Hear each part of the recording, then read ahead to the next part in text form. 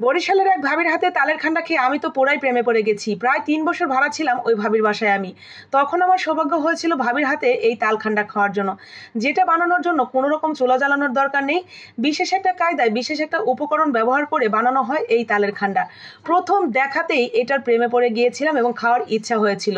আর খাওয়ার পরে মাশাল্লাহ আলহামদুলিল্লাহ এত মজা লেগেছিল আমার কাছে। কিন্তু বানানোর কায়দাটা জেনে আমি তো পুরাই অবাক হয়ে গিয়েছিলাম যে এভাবেও বানানো যায়, এটা তো আমাদের মাথায় কখনো আসেইনি। তো চলুন পুরো ভিডিওটি দেখে নেই এবং জেনে নেই কিভাবে বরিশালের খুবই জনপ্রিয় এবং ঐতিহ্য বহন করে এরকম একটি রেসিপি যার নাম তালের খান্ডা সেটা তৈরি করা হয়। তার আগে সবার কাছে ক্ষমা চেয়ে নিচ্ছি, আমার এই ভিডিওটা যারা যারা দেখছেন তাদের মধ্যে যারা বরিশালের আপু ভাইয়া আছেন, আমি শুধুমাত্র আপনাদের এই রেসিপির প্রতি সম্মান এবং খেতে ভালো লাগে আর সবার সামনে তুলে ধরার জন্যই রেসিপিটা ট্রাই করছি। অবশ্যই ভুলভ্রান্তি আছে আর কোথায় আছে সেটা কিন্তু অবশ্যই ভুল ধরিয়ে দিলে আমি পরবর্তীতে আরও ভালো করে শিখতে পারবো এবং আপনাদের সাথে রেসিপি শেয়ার করতে পারবো। তো আর কতটুকু পারলাম সেটাও কিন্তু জানাতে ভুলবেন না। আর বরিশালের বাহিরে যারা আছেন আমার মতো যারা অন্য জেলার, তারাও কিন্তু এটা ট্রাই করে দেখতে পারেন। আসলেই মজার খেতে, আর বানানোর যে কায়দাটা সেটা তো একেবারেই ইউনিক। ঐতিহ্য বলে কথা, সেটা যে জেলারই হোক না কেন আমাদের পুরো বাংলাদেশের ঐতিহ্য বহন করে। তো তালের খান্ডা বানানোর জন্য প্রথমেই তালের যে গোলাটা সেটা বের করে নিতে হবে। তো বের করার পরে আপনি যতটুকু খান্ডা তৈরি করতে চান সেই অনুসারে নিয়ে নেবেন। তার সাথে চিনি স্বাদ মতো লবণ এবং দিয়ে দিবেন একটু নারকেল কোড়া।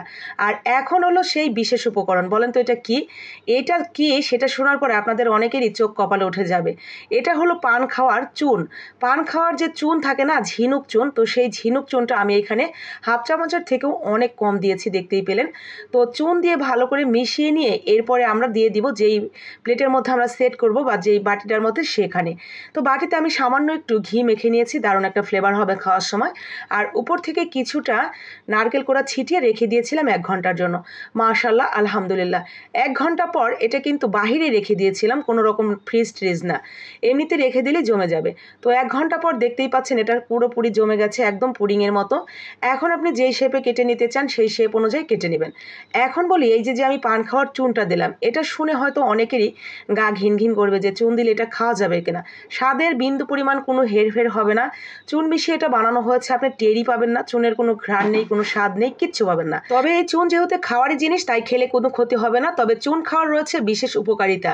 চুনের মধ্যে রয়েছে অনেক ক্যালসিয়াম, যা আপনার হাড় মজবুত করতে সাহায্য করবে, এছাড়াও উচ্চতা বৃদ্ধিতে সাহায্য করবে, ত্বকের যত্নে এবং অন্যান্য উপকারিতা রয়েছেই। তো যাই হোক, চুন নিয়ে অনেক চুলচেরা বিশ্লেষণ হলো। এখন চলেন দেখি একটা ভেঙে। দেখেছেন কতটা লোভনীয় এবং কত সুন্দর লাগছে, এটা তো দেখেই খাওয়ার ইচ্ছা জাগবে যে কারো।